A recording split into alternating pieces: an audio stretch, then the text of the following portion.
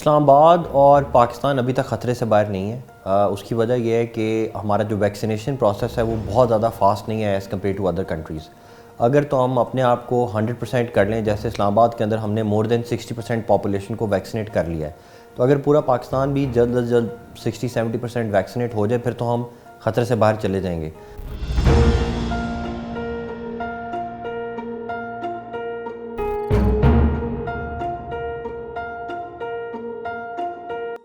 इस्लामाबाद के अंदर जनवरी के एंड से मीटिंग्स होना स्टार्ट हो गई थी, जिसमें ये बार बार बताया जा रहा था कि जी एक को वायरस है, वो फ्लू वायरस है, वो चाइना से ओरिजिनेट हुआ है, वो फैल रहा है, वो उसको रोकना है।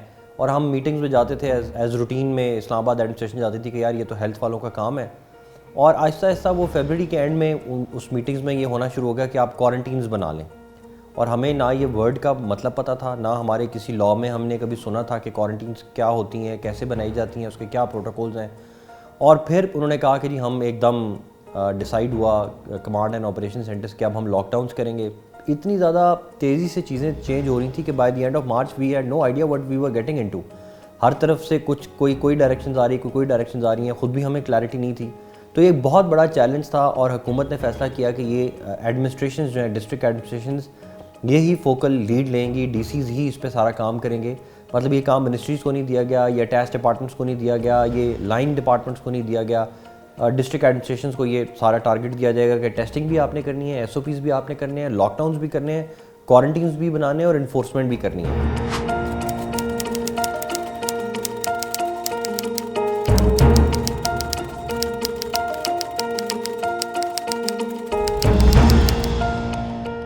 तो बिहेवियर चेंज जो है ना, वो हमारे लिए सबसे मुश्किल काम रहा है। हमने हालांकि उलमा को भी इनवाइट किया, उलमा के थ्रू मसाजिद में भी ऐलानात करवाए, मीडिया को भी इनवाइट किया, सोशल मीडिया भी यूज़ किया, लेकिन अभी भी बिहेवियर चेंज करना, यानी कि जो एडमिनिस्ट्रेशन कह रही है या जो NCOC की गाइडलाइंस आ रही हैं उसके मुताबिक लोग अपने आप को बदल लेंगे, हमारा सबसे बड़ा चैलेंज है अभी भी। यानी कि वैक्सीनेशन करानी है, लोग कहेंगे हम नहीं कराएंगे। अगर हम जो लोग राज़ी हो जाएंगे वो कहेंगे हमने फ़लाँ ब्रांड की वैक्सीनेशन करानी है, फ़लाँ की नहीं करानी। तो पर्सनल चॉइसेस जो हैं वो, और उससे पूछें कि जी क्यों आप ये कर रहे हैं, तो वो बस एक मिथ के ऊपर लोगों ने अपना बनाया हुआ है कि जी फ़लाँ वैक्सीन ठीक नहीं है, जी चाइनीज़ नहीं ठीक है, जी यूरोपियन ठीक नहीं है, ऐसे ब्लड क्लॉटिंग हो जाती है, फ़लाँ जगह पे ये हुआ, फ़लाँ जगह पे ये हुआ। तो इसको, ये जो बिहेवियर का कंट्रोल करना है, ये हमारे लिए सबसे बड़ा अभी भी चैलेंज है। अपने स्टाफ के अंदर अगर मैं कहूँ तो मोटिवेशन लेवल 1 साल 1.5 साल बाद बहुत नीचे चला गया हुआ है, और हमारी कोशिश है कि अब कुछ ना कुछ तो हम लीड बाय एग्जांपल करके इनको पुश कर रहे हैं, लेकिन अभी बिल्कुल वो क्रैश पॉइंट आ चुका हुआ है कि अब इनसे मज़ीद काम कराना बड़ा ही मुश्किल होता जा रहा है।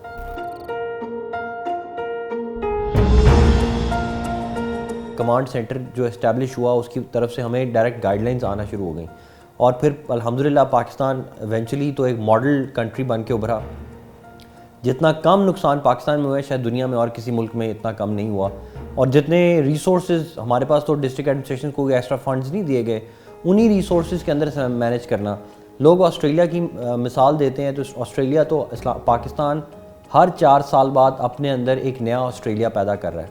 हमारी पॉपुलेशन रेट इतना तेज़ है, और ऑस्ट्रेलिया के रिसोर्सेज हैं वो पाकिस्तान से 10 गुना ज़्यादा हैं। लोग हमें न्यूजीलैंड की एग्जांपल देते हैं, न्यूजीलैंड की पॉपुलेशन पाकिस्तान एनुअली अपने अंदर ऐड कर रहा है, और उसका GDP हमारे से 10 टाइम्स ज़्यादा, उनके साथ हमारे कंपैरिजन ही नहीं है। लेकिन अगर आप अपने रीजन में देख लें, या इवन इंग्लैंड, इटली, स्पेन से और US से आप कंपेयर करें, तो पाकिस्तान का रिस्पांस बहुत बेहतर था, और उस सारे रिस्पांस में भी इस्लामाबाद हमेशा से एक लीड सिटी रहा। कोविड अभी हमारे लिए टिल दिसंबर, मेरी ये लग रहा है, मैं आज से 1 महीना पहले सोशल मीडिया पे सबको कह रहा था कि अब कोरोना इज़ इररेलेवेंट। इस्लामाबाद के अंदर हमने 10 लाख लोगों को वैक्सीनेट कर लिया हुआ है, और हम कह रहे थे यार अब 10 लाख लोग टोटल हैं, बाकी तो एलिजिबल ही नहीं है, अब तो इधर कोई मसला नहीं है। लेकिन डेल्टा वेरिएंट के आने से जो हमने हॉस्पिटल के ऊपर लोड बढ़ता हुआ देखा है, 1 महीने के अंदर 100% इंक्रीज़ आया हॉस्पिटल्स में, और 1 महीने के अंदर जस्ट इन 1 मंथ हमारा पॉजिटिविटी रेशो लेस देन 1% से 10% चला गया। यानी कि 100% भी नहीं, 1000% उस लिहाज से कि लेस देन 1% से तो 1000% हम ऊपर चले गए। 10% से ज़्यादा एक दिन में हमारे 20 से कम केसेस होते थे। अब ये बीमारी फैल रही है, और वो क्लासेस जिन्होंने अपने आप को वैक्सीनेट नहीं कराया हुआ है वो हिट होंगे, और जब वो हिट होंगे हॉस्पिटल्स पे प्रेशर आएगा, आवाम में अनरेस्ट होगा, अनसर्टनिटी होगी। मुहर्रम का महीना आने वाला है, मुहर्रम के अंदर फिर आपको पता है जुलूस निकलेंगे, हुकूमत कहेगी कि मत करें, तो ये एक बहुत बड़ा चैलेंज है जो हमें अगले महीने में नज़र आने वाला है। और इसलिए मैं ये कहना कि जी हम कंट्रोल पा चुके हैं, बिल्कुल भी नहीं, लेकिन कि जी हम कभी कंट्रोल भी नहीं पा सकेंगे, ये भी ट्रू नहीं है। हम इंशाल्लाह दिसंबर तक ये तमाम चीज़ों पे हमारा कंप्लीट कंट्रोल हो जाएगा, क्योंकि हमारी वैक्सीनेशन ऑलमोस्ट 60% तक हो चुकी होगी।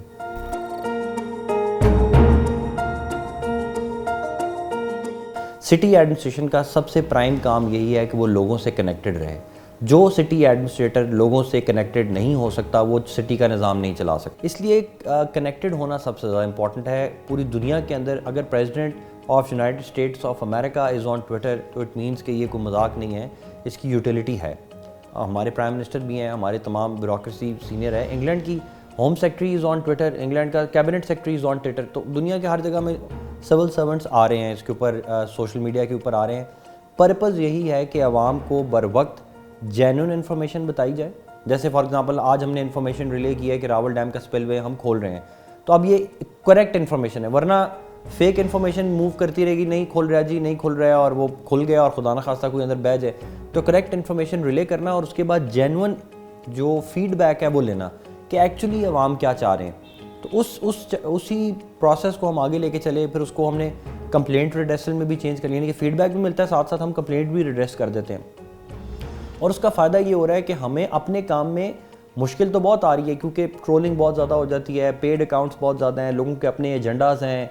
अगर एक हुकूमत में कोई ऑफिसर अच्छा काम कर रहा है तो दूसरी हुकूमत वाले कहेंगे कि यार इसके ख़िलाफ़ कोई बात करें। कॉलीग्स में मसले आ जाते हैं, सीनियर ब्यूरोक्रेसी पसंद नहीं करती, मसले हैं उसके, लेकिन ऑन दी अदर हैंड उसकी जो यूटिलिटी है आवाम के लिए वो बहुत ज़्यादा है।